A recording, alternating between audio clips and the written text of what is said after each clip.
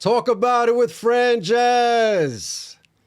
Today's special guest is the wolf of social media. The Yonkers, vice what's up, Yonkers? principal. Let's go. Messed up my intro. Sorry. One more time. The vice Mic principal and theology teacher of 20 years at St. Raymond High School. He's a music executive. The list goes on. Today's guest is Damian Carparelli. Thank you very much for having me. My pleasure. Thank you. This is great, man. I'm super impressed, man. Like, this is the whole Joe Rogan vibe right now. I feel like appreciate that. I call Conor McGregor up. Highly appreciate that. This is great, man. Thank you for having me. Absolutely. Thanks for coming through. Amazing. What do you got for me today? Let's start with a little wellness check. How you doing today? Doing great. You know, it's funny. I watched a couple of your videos. I know you have a wellness check set up. So I was going through my... My man. I was going through... You know, what was I going to say? I was going to be like, I'm super blessed. It's a good day. Nah, man, I'm doing great, bro. I can't complain, man. Family's healthy. Health, wealth, happiness. The boss upstairs. We're good, bro. My man. I like that. All right. Let's start from the beginning. We're going to laugh a lot during this podcast. Oh, yeah. I already feel it. Let's start from the beginning. Where were you born? Born Bronx, New York, baby. I'm a BX, Morris Park. Shout out to NPC. All the boys down there. St. Raymond's actually graduated from there, from high school. Oh, my man. Full circle. Yep. I hit PS 83 when I was a kid, public school kid. And then went up to St. Ray's. And it's a weird story. They called me back, put a few resumes out when I got out of college. And just randomly, a girl on my block, her name was Fran Galley, rest in peace. She called me, said, you live on my street. Come in for the interview. And I nailed it. The principal, the principal was 27 years old. I walked in, she's watching Dawson's Creek. Wow. I was like, this job's meant to be. So did my spiel, 21, 22 years old, Italian kid from Morris Park. And I got the job, and then 20 years later, I wanted to become, vice principal for 5 years now. That's crazy. Yeah, it's crazy. So, like, you're working alongside people you used to... My teachers, yep. my teachers were, even my principal is my science teacher. Wow. From when I was a kid. They're still there, man. Or even one of the teachers, I also run the theology department and the community service department. And basically, one of the teachers was my religion teacher when I was a kid. Wow. That's crazy. Hey, listen, the hustle's a hustle. That's life. I like that. Tell us a little bit about your childhood. I'm Italian family. I have a sister and my parents, that's why I'm fat. You guys should know. My mother was one of those Italian moms. When you finished eating dinner, then you had dinner. Like you had dessert. My mom would just make concoctions, and it was like, you ever see, what was it with Will Ferrell with Mom Meatloaf? Oh, Mom Meatloaf, and she'd bring in 17. I didn't know Wedding what water crashers. was. I thought it was Pepsi.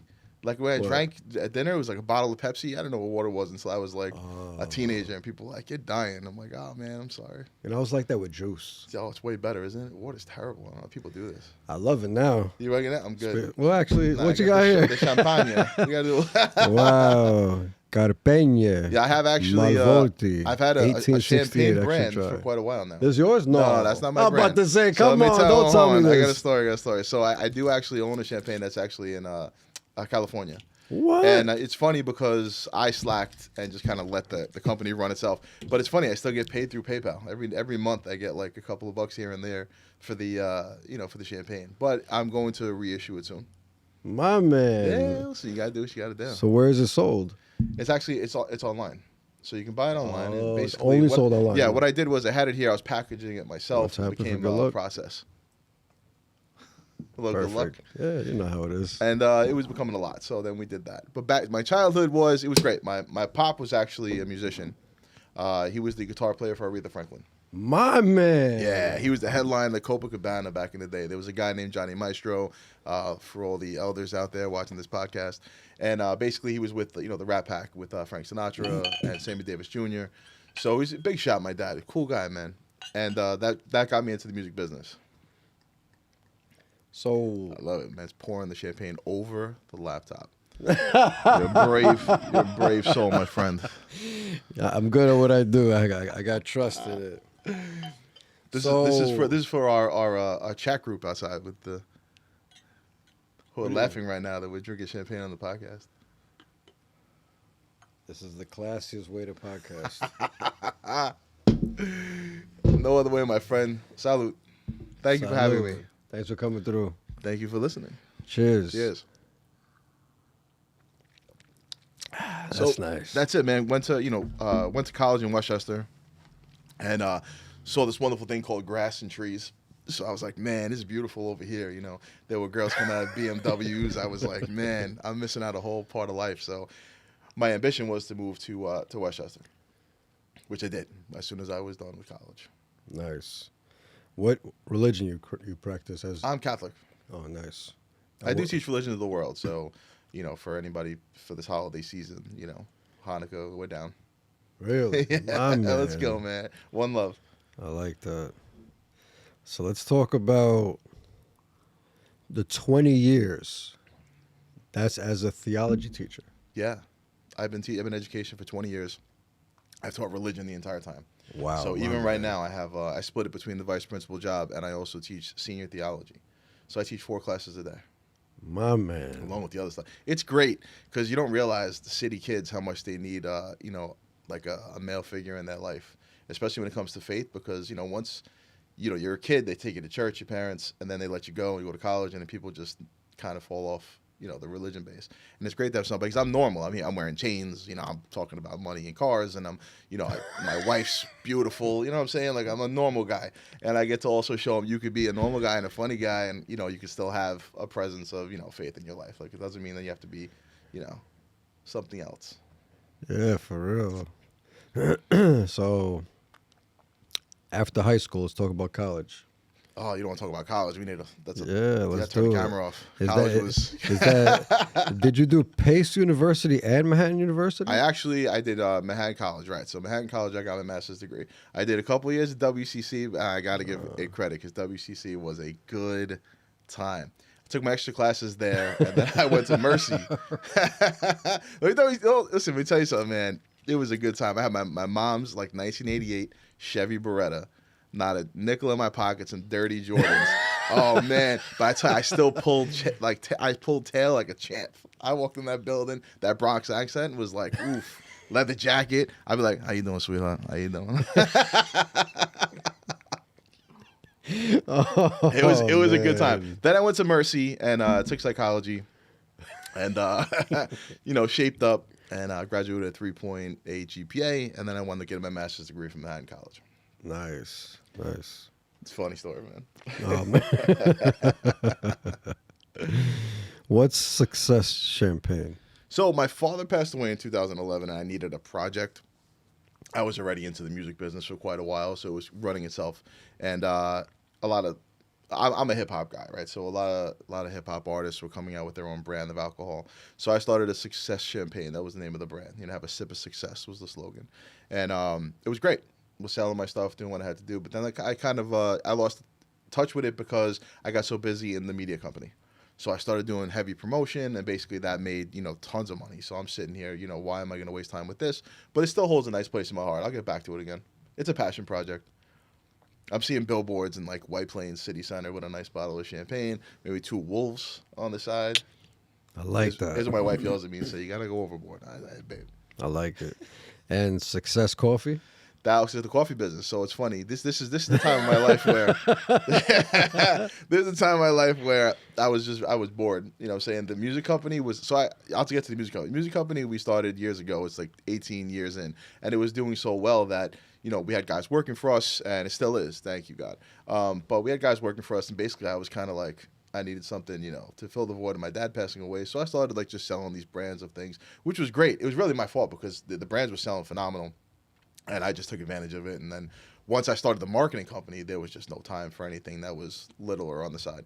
I had to go full steam ahead. Right now, I'm telling you, I'm up every day at 5 a.m. and I don't get home until 9 o'clock. I ate my dinner. I microwaved. My wife made nice, beautiful chicken with rice. And I got home last night after shooting. I had like 7 car dealerships last night to go shoot, like heavy hitters. I get home, I'm sitting in the kitchen holding the bowl, you know what I'm saying? Like I'm sitting there eating, and I'm trying to like get a glimpse of my son before he goes to bed, take a shower, hop, you know, get my stuff together for the next day because 5 a.m. comes quick. And that's, you know, there's no time for like champagne and coffee at that time. Only time. Only time. Champagne and coffee. There's only time for to call the accountant. Champagne and coffee. I like that. Check my Bitcoin. Oh man. But man, I'm blessed, man. I have more than I should, and I thank God every day. Nice. What's your favorite car? Oh man, Rolls Royce Phantom. Rolls Royce Phantom. You know, it's funny. I talk to God. I talk to God all weird hours of the day. Like in the morning, I wake up, I go to sleep, and sometimes in the shower. And sometimes I'm chilling in the shower. Say a prayer, talk to the boss, and be like, "Listen, man, I make deals. You know what I'm saying? And they're funny deals because I can hear him kind of laughing at me. I'll be like, "Listen, if tomorrow Ethereum bounces and I get up, first thing I'm gonna do is I'm gonna get a Rolls Royce Phantom. I'll be honest with you. Then I'm gonna go help out as many charities as I can." And then he chuckles at me, and there's no Rolls Royce Phantom in the morning. So we did get the Maserati though. When you say Ethereum bounce, what number are you thinking? I don't know, man. We're trying to. People are predicting right now, so they're saying by 2030. Don't quote me on this. No financial advice. Not in this area. Yeah. $3 million for a Bitcoin when it was 17 G's a year ago. Yeah. I got in because of St. Raymond students. These two brothers were like, "You don't have any?" Like years ago when it was 35,000, and they're like, "You don't have any? How do you not have any?" I said, "I don't know. I don't know what this is." So then they're like, "All right, put it in." So I put, I went in a couple G's and a couple more, and now it's at 100. So I'm like, "All right, good job, guys." The Oliveri brothers. Yeah, salute. There you go. Yeah, crypto's good. Who are your top 5 favorite artists? Oof, that's a heavy question. I know. Top 5: Biggie, Eminem, Rick Ross. I like Rick Ross. Jay-Z, and Kanye West, but not Ye. Kanye. Oh boy! I'm gonna get slack for that. I'm old though. It's not. That's my era. I'm Kanye West with T-Pain, Good Life, in Entourage. My whole life, pretty much, you'll realize it revolves around the Wolf of Wall Street, which is why I got the Wolf of social media. I've seen it like 1,000 times, and Entourage. That's it. That's it. A little bit of Scarface. If you replace the drugs with food, 100%. My man. 100%. You put a nice tray of antipasta in front of the desk instead of the cocaine. I'm there. My man, I like that. Who's the first person you think of when you think of success? That's a very interesting question. Who's the first person I think of? Well, I think of my father. A lot, because my father was great at everything he did. We have actually a curse on the Carparelli clan here. We get bored very easily, so we jump from these projects to projects. My dad shot pool for 6 months. He bowled for 6 months. He had 100 fish tanks in the house for 6 months. He painted. He collected trains. Like my niece is 21 years old, and she has it. Like she'll go through like fashion for a little while, and then she's going to FIT today, and then she's going with her friends, and they're partying, and now they're doing media. Like they just bounce around. She has that curse. So my father was just really good at everything. He played guitar, and he played instruments and piano, and he went through phases of it. So he was always successful in that manner. He sacrificed a lot of his money making because he wanted to raise my sister and myself. So he'd say to us, my greatest gift was you and your sister. And I felt bad for him. I was like, man, you could probably get, you could have went, you could have did way more than, me and Tanya. And that's just like, maybe not you, Tanya, you get, you can get at me, I'll say. I'll humble myself a little bit here. But yeah, I'd say success, I think of him, but I owe my hustle to hip hop music because I grew up in the Bronx. We grew up with Cypress Hill. We had my boys a little bit older than me. I was the youngest of the crew, but he had a boombox, and we'd had, even when Sir Mix-a-Lot was around and Scenario came out with Busta Rhymes and that crew, and basically it was always a hip hop thing for me. Like we dress a certain way. You can't see right now these Jordans are fly right now. Like the culture is the culture. Even though you were an Italian kid from Morris Park, you still had that kind of culture. PS 83. We were one of 5 kids. What is it? St. Raymond High School. We had the WBT, the white boy table. There was like 5 or 6 of us. You know what I'm saying? And so my best friend was Nairobi Epps. We played basketball together. I played basketball my whole life, and so I was always in the culture. And once it went to Biggie was popping, champagne, and they were driving these Mercedes Benz around, and that was like the goal. So my first fresh car, I bought a Cadillac, and then I traded it in for a Benz. I'll never forget the day that I bought my first Mercedes, and I was like, oof. It was like 50 when he gave him the cash in the duffel bag and was driving with the music pumping. Man, I'll never forget it. What year? What model? it was E350. I bought 4. I went nuts for a little while. We had a little bit of money like off the bat from the business, and that was stupid. I went to the district, bought like Breitlings and went crazy. But I remember playing Rick Ross. It was The Boss with T-Pain. That was in the car on a CD. You guys, young guys watching this, you're gonna have to Google what that is, a CD. But it was, I never forget. That song still comes on. I got like the vibe. I'm like, yeah, man, killing it. That must have been a nice feeling. As a kid, what did you want to be when you grew up? A teacher. No way. You're living your dream. John Musto was my my sister's friend. She's 10 years older than me, my sister, and he's 10 years older than me as well. And they were Morris Park kids, and John Musto was my history teacher. Cool guy. I still like him. John's the man. We still talk to each other. He used to work in my school. So we're playing, I told you, I played ball with my friends in the park, playing basketball, hanging out. And I look up, man, I see John Musto hanging in the park with his boys. So I'm a sophomore maybe in high school. I see Musto hanging with the boys in the corner. I'm hanging playing basketball. I'm saying, I was just with this guy in class a little while ago. I remember he walked in and gave the kid $1 at the seat, told him we get him a cup of coffee. Talked about the Yankees for a little bit, and then he told us history, and I was like, man, this is the job right here. Like, we're living the same life. So I went, my boys will tell you, man, Damian called it in sophomore year. He said he's going to be Musto, you know. So I went to, wound up getting hired at St. Raymond's. I worked with Musto. He became the vice principal. Wow. Then when he left, I became the vice principal. So I actually followed Musto through what he did. And then when he became the principal of another Catholic school in the Bronx, he looked at me and he said, listen, you did a great job. Stay where you are. He's like, don't come for this job. Don't follow me stay here, away man. from You this stay building. right where you at. You know, but I tell you, here's a great story. Listen, I know I'm gonna take your time. Podcast love, Joe Rogan, hit me up, give me a buzz. So let me tell you a quick story. So I get this teaching gig, and I'm still into the game. I go home, I get my first paycheck. And this was wild because like a lot of my boys were starting, they had caddies and whatnot. And so I get my paycheck, I'm looking, it was 1 week, and this was years ago, we're talking about 20 years ago. And my paycheck was $430. And I didn't realize that you don't make a lot of money as a teacher. I went through college thinking, whatever, we're gonna make bank, So I get there, sit on the couch, my first paycheck, Friday afternoon, I bought a pizza. Nice large pie for myself. And I sat at the television set, opened the check, had the pizza box open, and Stuntin' Like My Daddy was on by Lil Wayne and Birdman. I'll never forget this, man. I'll never forget this. So they wearing Ed Hardy blinged out shirts, Ferraris in the video, mansion, girls, crazy, popping bottles. And I have a sliced pizza in my hand, and all of a sudden I just looked down at the check. And I looked back at the television set. I said, oh, man, I messed up. I said, I made a mistake. How am I going to get the Ferrari and the mansion and whatever with this check? What's going down? And that's actually the day that I decided to start the music company.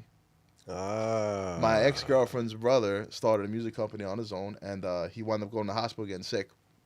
And I'm outside the door, and he's on the phone. He's like, listen, I'll give you $300 a week to come run this company. I jumped out of the bed, and I was in the hospital bed chilling. I closed the phone on his hand. I said, yo, I'm off for the summer. I do it for free. He said, for free? You crazy? I said, I'll do it for free. We're good. I said, and I knew what I was going to do was I was going to blow the company up when he was better. So, 3 months down the line, he got better. I blew the company up. He said, yo, man, cool. You're in for a hire. And then, became partners in the business, and we've been running for 18 years now strong. What exactly? That $0 a week went way up. What exactly is a music company? So basically, what we do is the music you hear on the radio it's always promotional music. I've always been in promotion and marketing. So basically, I'm marketing the songs you hear on the radio. So if Drake puts out an album with 23 songs, there's a reason why you hear 3. So there's statistics and an analysis of the music. So if Drake puts out 23 songs, we have 25,000 members of this kind of like they download and stream. We take the statistics, send it back to the record labels, and then song number 2 goes on the radio. Like the new song with Mustard and Kendrick. He don't put it out himself. We have to look at that, rate that. Other people will send it back to the company, and that's the one that goes on the radio first. And the record labels leak it to all the social media. So I've been doing that for 18 years. Pretty wild. I remember when Justin Bieber came across my desk and nobody knew who he was. I remember when Nicki Minaj, they thought Nicki Minaj was a guy. Like, oh, what? Wow. And 50 Cent came out, and it was actually, who put him on the map was Jay. So Jay-Z posted, what's $1 to 50 Cent, blah, blah, blah. And he wound up coming out, so we wound up promoting him hard. But then PIMP came out, all the beef with Fat Joe. So we were in the mix of all that stuff. I did promotions for the Kardashians when they came to Yonkers, when they did the clothing line here. I was early promotion with them. I was on the Run tour with Jay-Z and Beyonce. I did the tour with Jay-Z and Justin Timberlake. Shout out to Jay. When you say did the tour, what are you doing? Promo work. So I did all the media. So I was doing all the promotion, all the media to push the album. All the songs on the records that were on there. It was crazy. I'm on YouTube. It's funny. You ever see those guys in the back? Like, Eminem video, I was in the back. You know what I'm saying? I'm in the Jay-Z tour, I was in the back. Nice. Can't mention the Bad Boy tour anymore. Oh. So what did you do on those tours? The Bad Boy tour. I wasn't on that tour. Oh, man, that's great.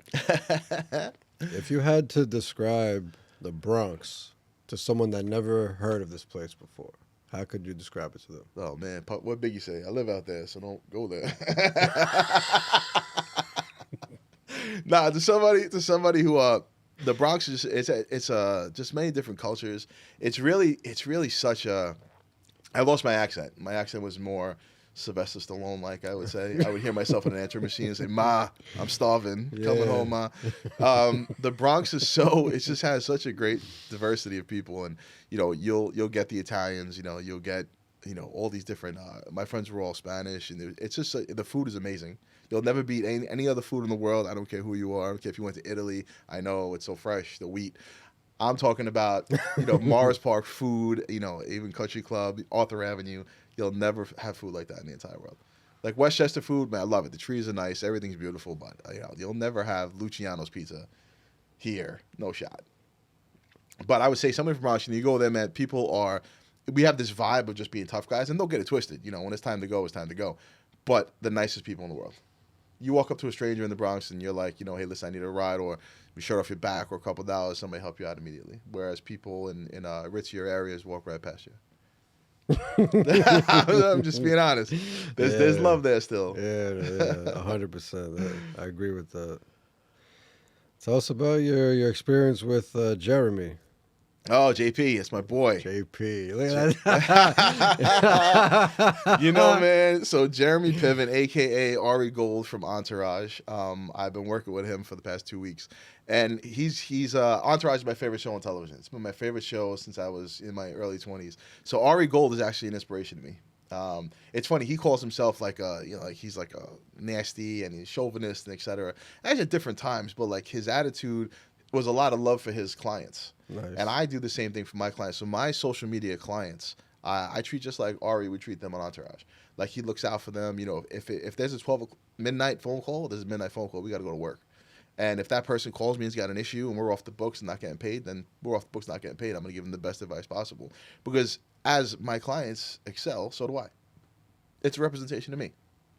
So when I met him the first time, 10 years ago, I told him, I said, man, I base my business after you. And he was cool about it. Then just happened to call me because he's trying to do stand-up comedy now. He's actually a funny guy. And he calls me and says, listen, I heard about you, the wolf of social media. What could you do for me? I want to sell all these tickets and brand myself with it. And I was like, 100%. So I met him in the city. We went on 102.7 and 101.1, the Odyssey station. So shout out to my boy John of 102.7.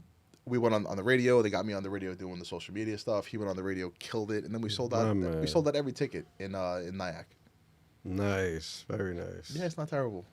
It's not terrible. I got a few prospects, though. My boy Gio at the deli. I'm trying to get my wolf sandwich going down in the BX. So we're going to get on that next. Yo, I love food, man. Talk about it. What's on the wolf? What's on the wolf? You know what? We have to discuss because a lot of things are taken. So we got to do. I'm thinking 24 karat gold flakes. No, yeah, come fire, on. bro. 24 karat edible gold Now flakes. you're just taking it on a nice, the next level. My wife told me, she's like, don't be too much. I said, I forgot my Gucci scarf. She wrote back, oh Lord. No, I'm thinking we're gonna talk it out. I can't reveal it, but like Chaz Palminteri. So Chaz Palminteri, I did a couple of jobs with. He's from A Bronx Tale, and how many other movies could there be?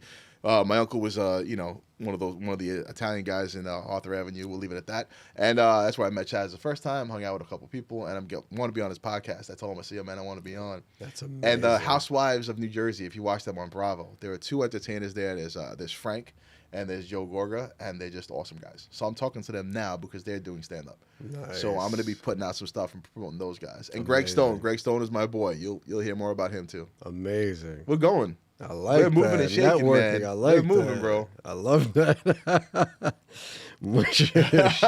Shaking. We need a Maybach. I like that. Maybachs are very nice. What are 3 things you need to be happy? Well, health, God, and my family. And not even in that order, but I gotta, without health, then, things you can't really, I don't think you can really enjoy things. Without God, I don't think you really can enjoy things. And then, if you have both of those under your belt, then you can really enjoy your family and appreciate where they come from. I have a beautiful wife. I got a 3.5-year-old son who's straight gangster, half Italian, Gangster. half Italian, half Conor McGregor. Like, he looked at me the other day. He said, we're sitting in bed. I was like, yo, time to go to bed soon. He looked at me and said, yeah, Dad, I don't like your attitude. What? Oh, man. What did you just say, man? He came to the other day. Dad, you want to watch The Wolf of Wall Street? I said, how do you know what The Wolf of Wall Street is? What's happening right now? He's never watched it, just in case, child services. He just hears the social media. Oh, here's the best part. You ready? So because I call it mogul talk right now, social media mogul, right? Because I don't like social media content creator. I'm not a content creator.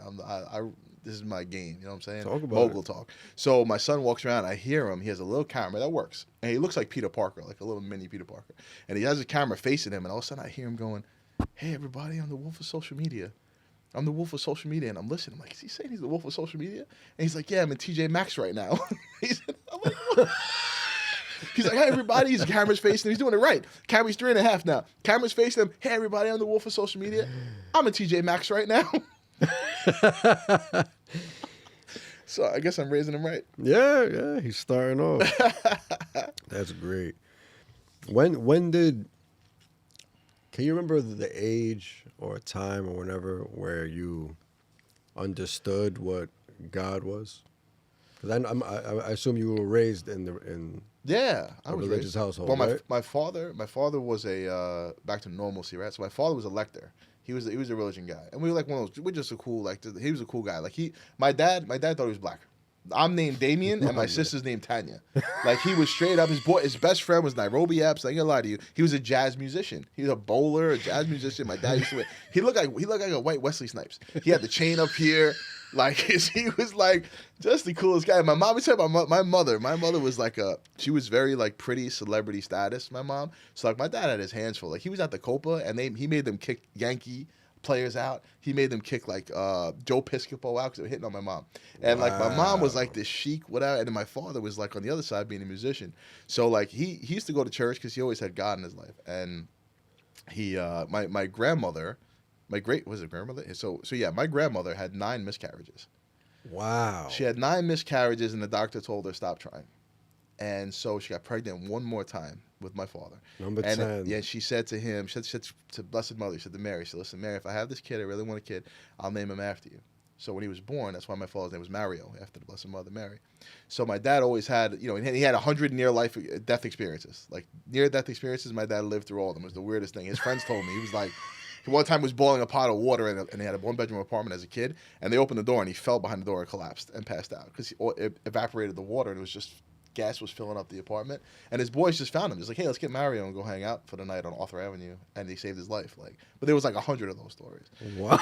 So he was a lector at mass, and I was an altar boy when I was a kid, right? So like it was 7:00 in the morning, and I'm telling you, I was 17. I was dating a teacher at the time. I was 17. I was dating a teacher. I was at a club. I probably at Webster Hall, dancing in like a cage because that's what we do, right? So we go to Webster Hall. I get up. I'm literally from Webster Hall to mass with my father the next day. Like, that's how crazy life was. But I remember that, man. And I remember being mad. I'm a Dolphins fan, straight up. Miami Dolphins for life because I love Miami. And I was a Buffalo Bills fan. And I remember getting mad at God when the Giants won. After they lost the 4th Super Bowl in a row. I remember that. Getting pissed off. And now Dolphins for life. Ricky Jarrett. So my original question, when did you really understand what and who God is? I think it was just, I Because was so as bred a into kid, it. I didn't have like an epiphany situation. He was just like, you was raised into it like he's there. So it wasn't like I had to sit there and say, oh, it was always like if I was mad, I yelled at God. If I was cool, I talked to God. Like, I was always a relationship. You never had between like a God. profound Nah, experience. not at all. Okay. Not at all. I know you want a bigger story than this. Yeah, Nah, because man. you seem We've like just been tight forever. You teach for so many years. It just seems like you really. It's always been there. I guess I'm one of the blessed ones that didn't have to go through that. You know what I mean? I was just like, my man's always takes care of me. He has never let me down one time. Even when my parents passed away, it's very easy to get mad at the boss because he could have stopped that. But even through that, man, like I look at my wife. I made a deal. I always make deals. This is my whole life is a bunch of deals. I said, listen, if my wife and I get together, because I was in love with my wife, and we get together, I said we're cool with my father. And then when my mom passed away, it was when my son was born, and I said, okay, now we're cool with my mother. You know what I'm saying? Took one, gave one. So I was all right. I'm all right with the trades. You know, you got to deal with that sooner or later. So at least I got something really wonderful out of it. Beautiful. I love that. R.I.P. They sound like great people. Thanks. Yeah, they were great people, man. Good people. And you know what's funny? I based my whole life around that because, so back in the day, my company was like an entertainment company and there was a different name. And I changed it to Carparelli Enterprises because I wanted my father's name to live on. My man. So everything I do when it comes to social media now and in my life, just in general, is always to honor my parents. And it's always because I know that they watch over me. So it's always honesty. I don't lie. There's no lying, cheating, stealing, and my kid's going to be raised right. Like, I'm an honest, true guy because God's here, and I believe in that stuff. My parents are here, and they're watching me, and I always want my father, particularly. My mom would be proud of me no matter what. I'm the Italian baby of the family. You know what I'm saying? I could have went to jail 7 times. My mom would have been like, he didn't do it. I'd be like, I could have a knife in my hand. My father, he's just cutting up some pizza. He didn't do none of that, bro.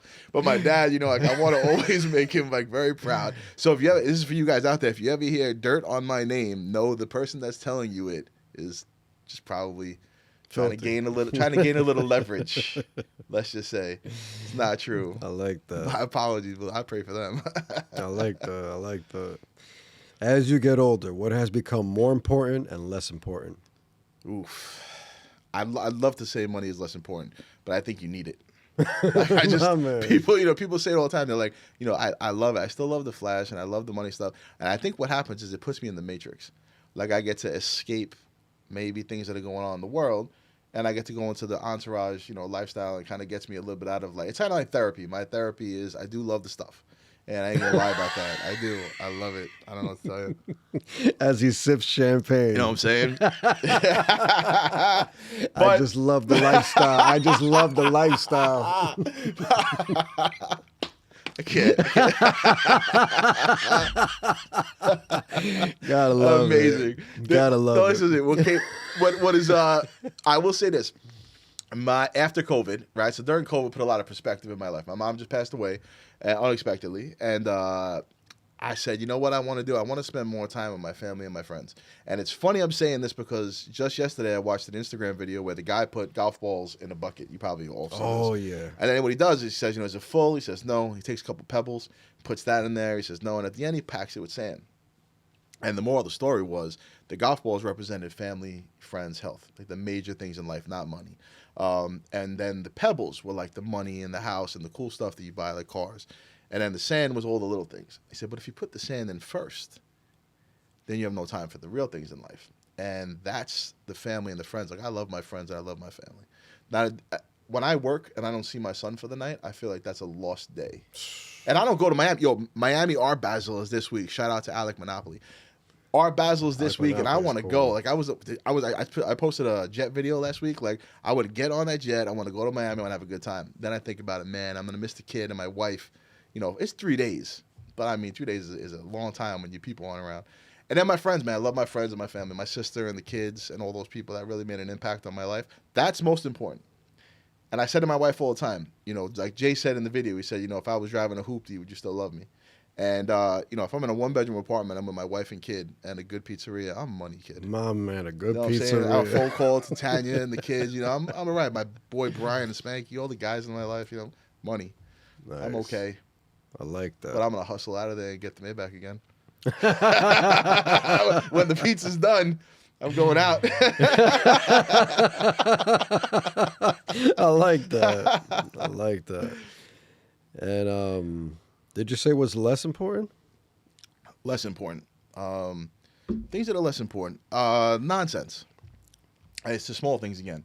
You know, the people stuff. Like I said, you can have people in your life that are going to hate on you because of where you're at. And that's good because that just means you're going higher and higher. And then, you know, people like to just, that's basically what it is. People are just rough around the edges. And a lot of times I say to my boy Brian all the time. It's a nice way to put it. I'm just saying. Rough around the edges. We're a select few that like just keep the code. you know, and I don't know what happened, like just and especially in this business, in the social media business, you know, you work with your clients, you work with other people, you work with competition. If you see that, and then what happens is, you know, you sometimes you stumble along things, you say, man, that's not good business, but it doesn't matter. I remember the day that I went to, this is a big pizza show, right? So I go to pizzeria. Me and my father went to Carlo's and in the Bronx, and we ate there a whole lot. It was like once a week, twice a week we ate there, you know. And I used to get extra sauce. I saw one of my friends from elementary school had 3 extra slices with extra sauce. I liked it. So my man put a couple extra sauce on it. He charged my dad. I mean, pizza was $10 a pie back then. So we went there. After a couple weeks, he said, you know, tell your father it's $10.50. So my dad said, cool. Tell him what's the 50 cents for. And the guy said, you know, the 3 slices with the extra sauce. And so my dad never forget. My dad was like, huh.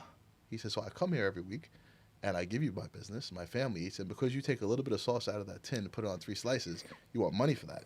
So we never went there again. We went straight to Luciano's. Wow. Check this out. I'm a kid, like 9, 8. We go straight to Luciano's. Luch gives us a free 2-liter bottle of soda for just coming and being cool.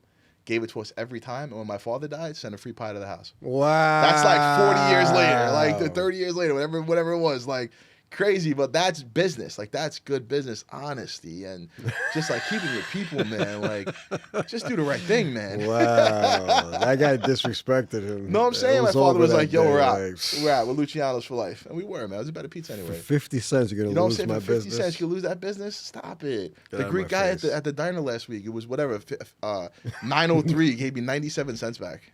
It's like, what's happening right now? I give him $100 bill too, but man, just take the dollar, man. If it's just gonna be that, just take the dollar, bro.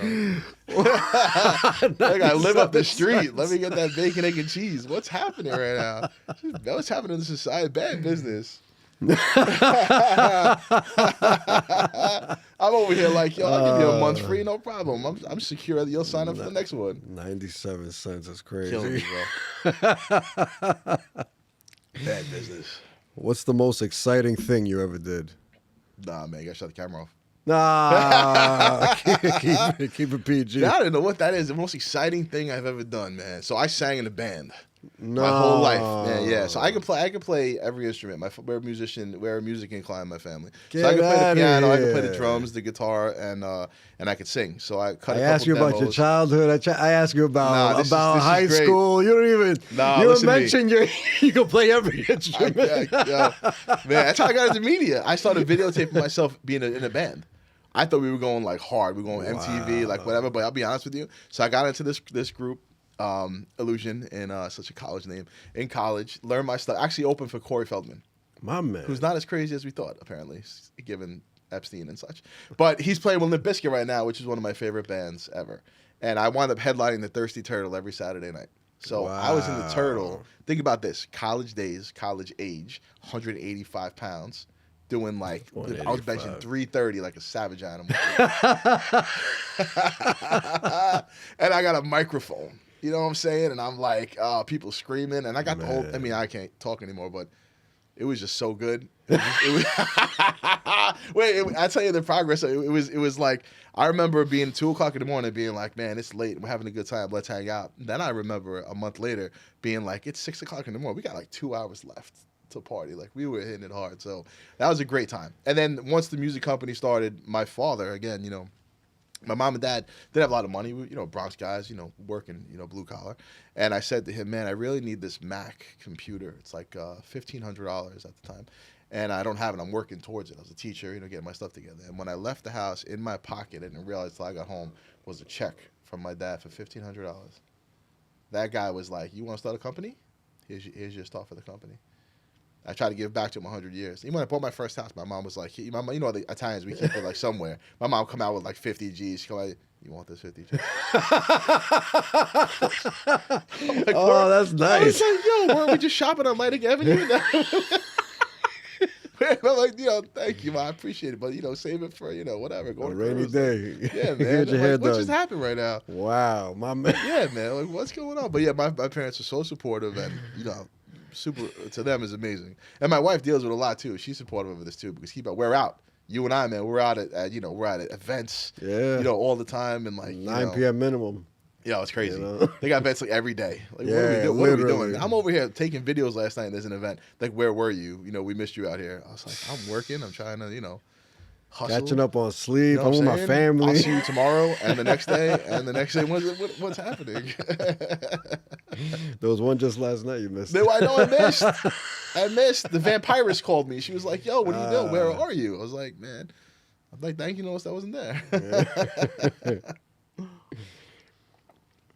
What would be the best piece of advice you'd give your younger self?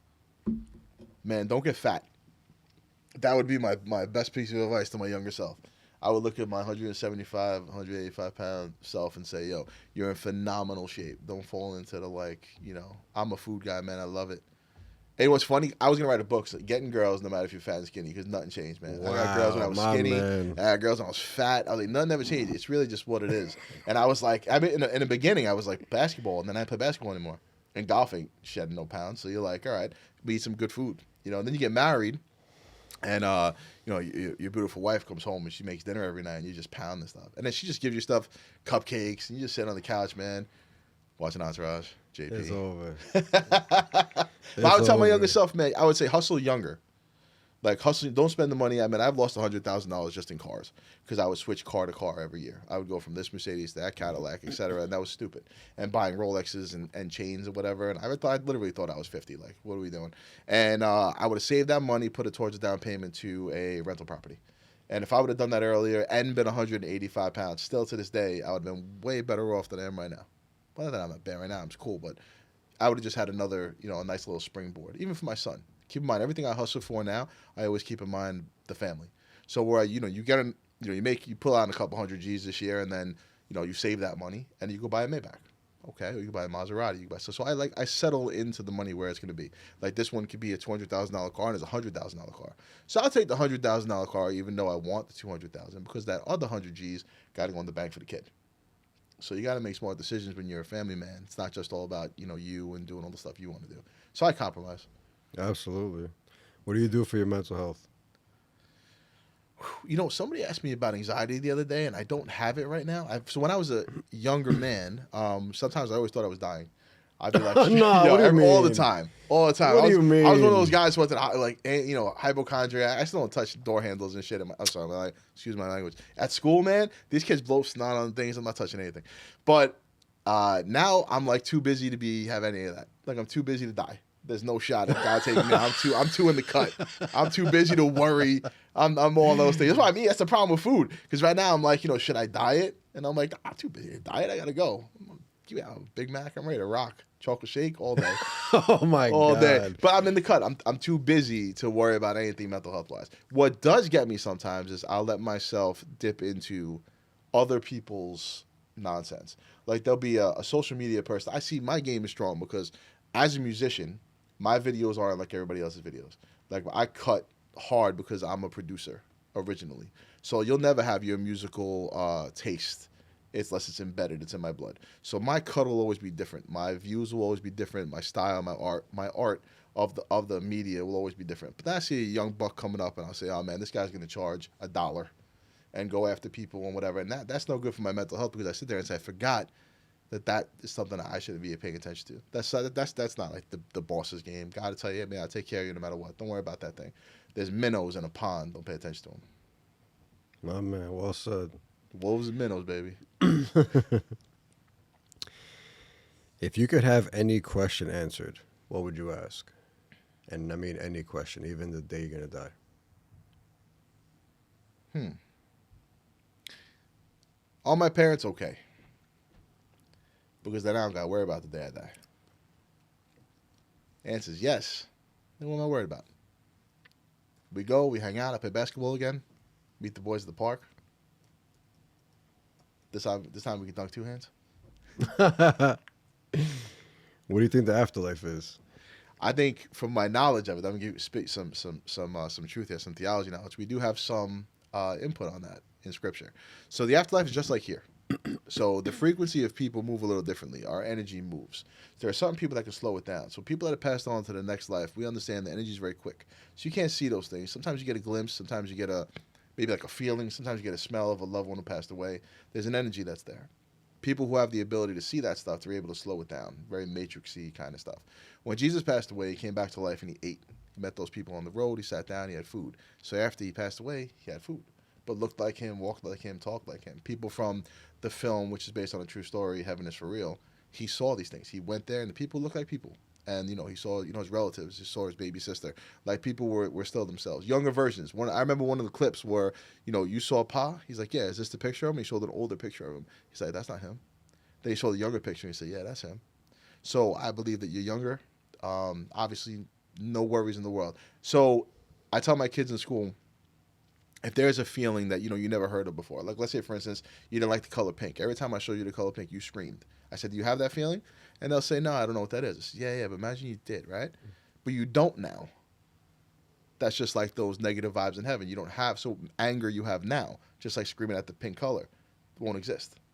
And depression that you have now, just like that pink color screaming at, doesn't exist. So that's the stuff that I think is heaven. Like me, my pops eating, my mom, having a nice meal together, me going to play some basketball with the boys, and seeing my cat Tiger, who passed away. And I hope he's like a real tiger, because that'd be fly.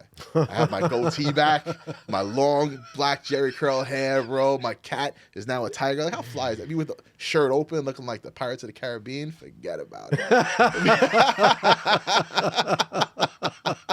It's not gonna be a bad thing. I know when I go to sleep, when I hear the Lion Sleeps Tonight, when I wake up, where I'm at. Big golden McDonald's size. No guilt. Guilt-free McDonald's, bro. You're a bad Pepsi boy. pool in the backyard. Oh, you're a bad I cannot boy. wait. It's gonna be a good time. You're a bad boy. Have you ever heard near-death experience stories? I never heard anything that was like where somebody saw something and came back, just from film. A lot of people have seen, like the movie I was telling you before. One of the girls had a near-death experience, and she was a painter, and she painted a face of Christ. And the kid who died was a young kid. He was only like maybe 5 or 6. He went over on the instant, and he said he don't look like that. He doesn't look like the cross. He doesn't look like these pictures that we look at. And the girl from across she was actually in Europe, painted a picture. You can find it online, and he pointed out and said, yeah, that's him. Cool, like that. When kids don't mess around. Kids call BS. As soon as they see BS, they call BS. Like, so he looked at it and said, man, that's him. So that's the stuff there. No, that's for me. I bought a microphone once from Sam Ash in White Plains, and it was raining. I had my car parked outside. There was a puddle, and I jumped over the puddle, not paying attention to the fact that I jumped into the middle of the street. And a van went right past my face, man. I was like, boom. And I took a step back, and I was like, all right, that was stupid. We're not trying that again. No, I definitely meant one expensive microphone. I mean people that have died and came back. No definitely came back. Those stories. You ever heard any of those? I don't know. I never heard people died and came back. Real quick, I'll just briefly it's your show. say, you can definitely talk about it. Yeah, because it sounds similar to kind of what you were saying. Where no wonder why these podcasts are like hours long. It's actually it's cool, just man. Yeah, it's word. It's cool, it. man. I dig it. I appreciate it. So it's like the near-death experience stories are when they go into the spiritual world, they're greeted by people, but they're not in physical human form, obviously. It's the spiritual world. But there's no language either. We all know what we're saying. We all know because we're all one. So you'll be with your family, and it'll just feel normal. And multiple stories. People say when they get there, they're greeted by people, and they're like, oh, how was it? Talking about the physical experience. Like, how was it? Tell us all about it. Like, oh, I had this job, I had this time, I had this, I had that. Huh? It's time, right? The first thing they say is the time. There's no time. Like the first don't know. feeling of that. That's the part I hear with people who did near death. Yeah. They say, what's the big difference? They say it's time. Because everything we do is based on time. Over there's no time. There's no time, so you don't know. Here there is. Right, here you have to get a job by a certain point, pregnant by a certain point. You go to sleep, eat, or your job. Everything here is based on time and the years we've. And it's funny. I watched The Matrix the other night, and I could see Morpheus in my head right now, just being like, "So you think that's your birthday? What's a year? What is that? Who made that? What is that?" Yeah. No, man, I hear what you're saying. That goes along with the energy stuff too, man. Like, Yeah, it's similar. It's similar stuff. As long as I'm playing basketball, I'm straight. There you go. If you had one law that everyone on earth had to follow, what would it be? Oh man, one law. Well, it's easy because you know what, you have the golden rules here, right? So if there's two, if I can have one. So if you love, I don't make this a religious gig, but I'm just trying to tell you, if you love God over everything else, that means you love him more than yourself. So that takes away your war, it takes away your violence, it takes away your selfishness, your cheating on people, it takes away divorce, and it pretty much straightens everybody out. And you love your neighbors, you love yourself. So, like, one of the cool things you did, and this guy's legit. I'm happy with him. On the way here, you know, I sent him a GPS text. Listen, GPS says, you know, this time, and he says safe travels. And one of the things is that's something that's real cool. Like somebody just says, man, oh man, I'm waiting for you, or if I'm like whatever, I'm get whatever. No, just safe travels. Like be safe getting here.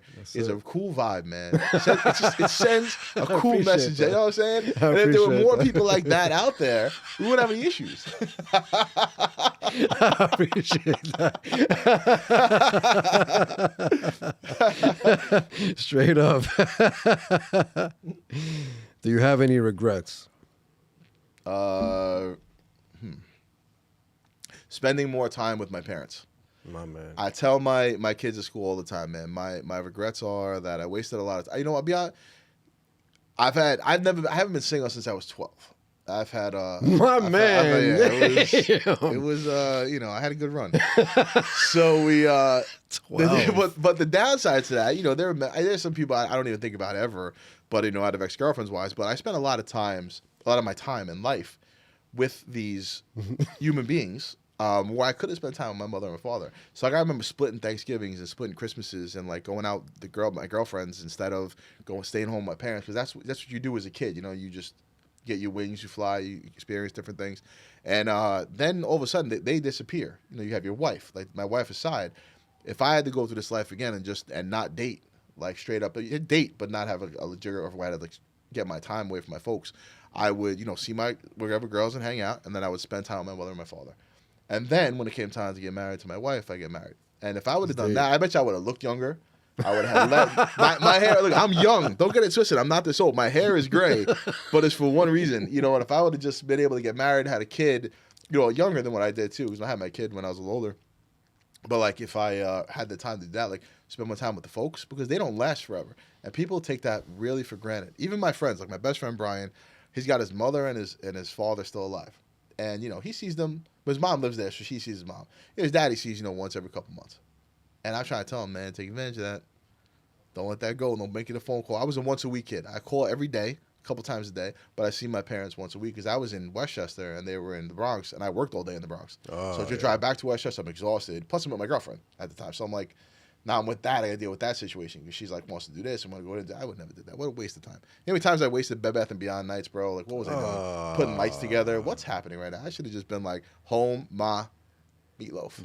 Bed Bath & Beyond. Bed Bath & Beyond. You know That's hilarious. What's happening? I mean, I should have just spent more time with the folks and with my boys, because you know, they're always around. Those are the guys that live and die for you. Kind of like you ever see Good Will Hunting? Oh, one of my favorite movies. It's a great movie, man. And I was in high school, but he said, Robin Williams' best work. Yeah, I agree. Robin Williams' best work, down. But any one of my friends would take a bat to your head, is what he said in the movie. Any one of those kids take a bat to your head right now if he asked you to. Yeah. Those are my boys. Yeah.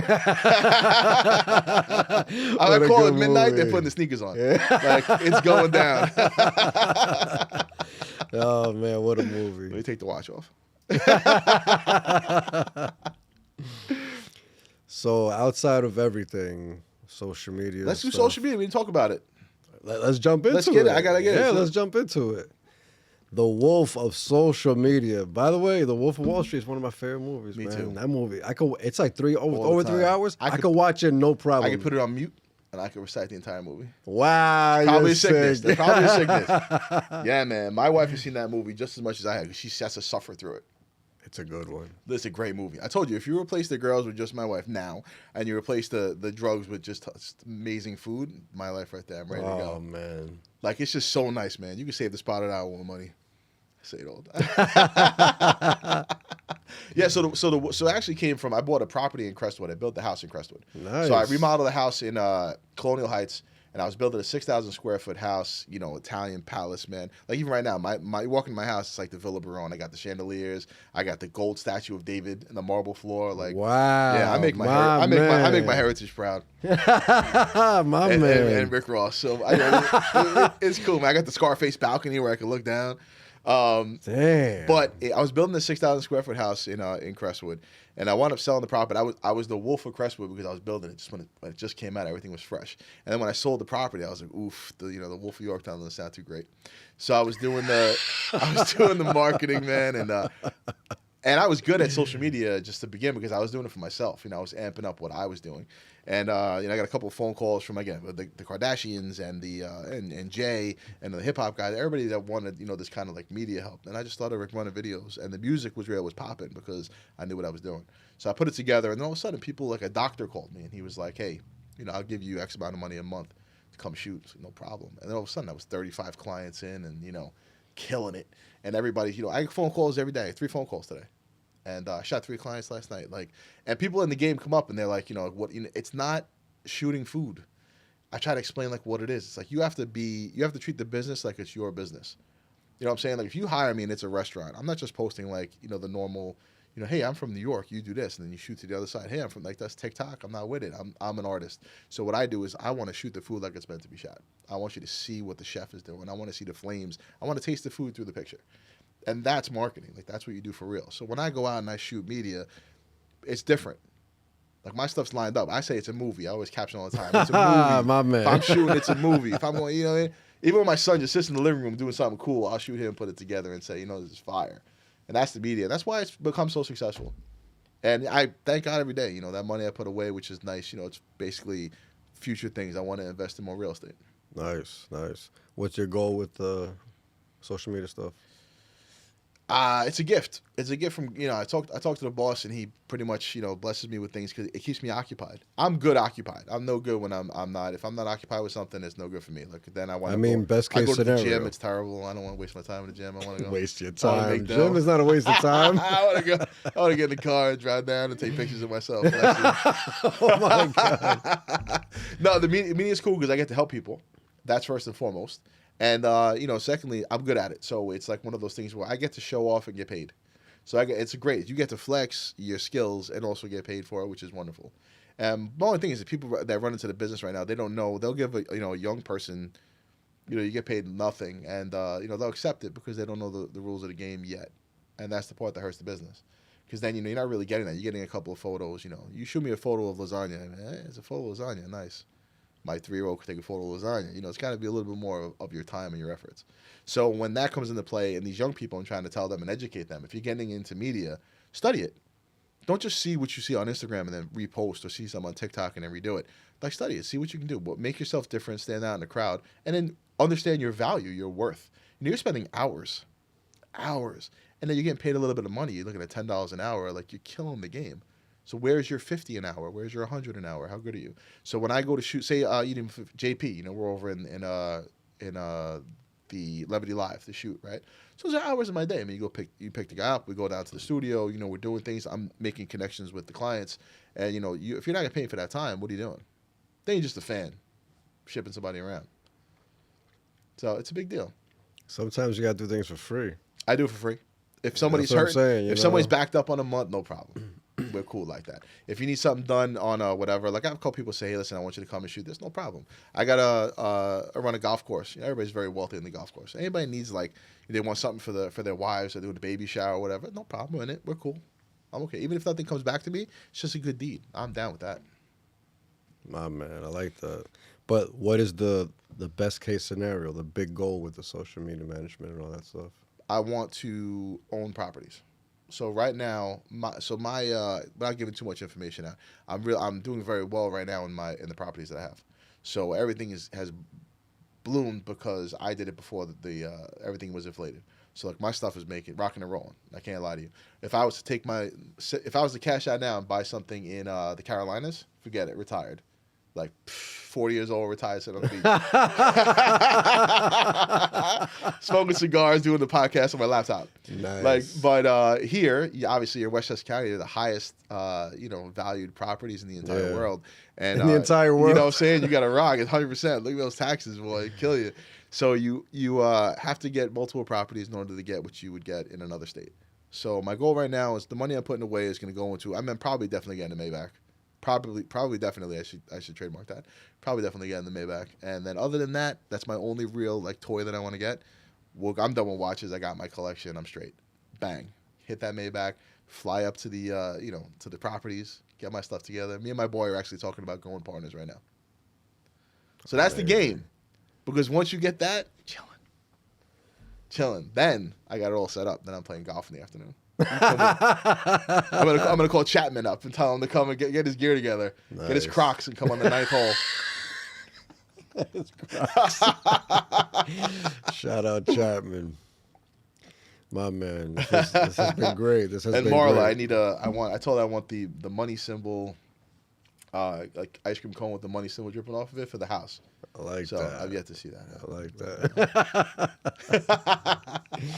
We're nearing the end of the podcast. If you could let the people know where they could find you. Sure. So if you guys are on Instagram, the best place to find me, because that's where I live. Neo in the Matrix, I live there. So it's the wolf.of.social media. Again, the wolf.of.social media. You'll see me when I'm there, baby. It's a good read because I got a lot of celebrities on there, which is cool. A lot of good friends. You'll see my son, who's cute as hell, can't lie. And you'll see Franjez in a couple of pictures too, man. So we're killing that. Come follow the page. If you need social media help, I gotta say the rest. Anything you want them to tune into, and any last piece of advice you want to leave the people with? All right, so once you're on the page, you'll tune into everything because I got some cool stuff coming up. I actually have a couple of podcasts coming through, which is great. This actually being my first one, which I enjoyed very much. Nice. It's gonna be hard to beat this one. I appreciate that. I know. Chaz, you gotta step it up. You gotta step it up. Joe Rogan, you gotta step it up. Let's do it. My best piece of advice is, right now, people have different views on the world, right? And they see things the way they want to see things without really studying through it. They just hear what their family says, they hear what their friend says, and the friends say, and they develop this opinion, which they think is fact, based on not really doing much background checks on it.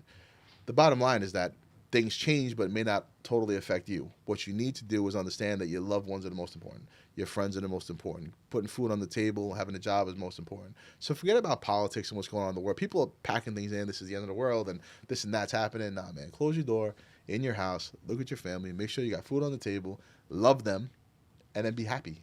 That's it.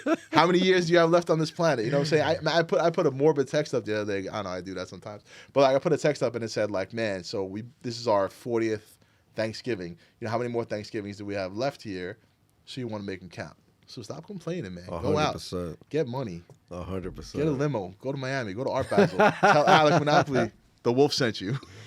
You know why you're unique? A real unique guy, I think, because on top of everything, what stands out most is, I think, your passion for the religion, because you teach it for so long passionately, and then you're also normal. No, you're also like loud and bold and talkative and flashy. Very quiet right so it's now. like for those two to clash together, that's the real uniqueness you secret? have. Yeah, that's your uniqueness. No, that's what makes you very, very different, my man. Well, man, I appreciate it. No, really, thank you for having me on, man. Yeah, man. You really an awesome Pleasure guy. having you. That was a really good conversation. I appreciate you opening up about everything. Nah, it was cool, man. It was Questions great. were fire. It was great. I appreciate that.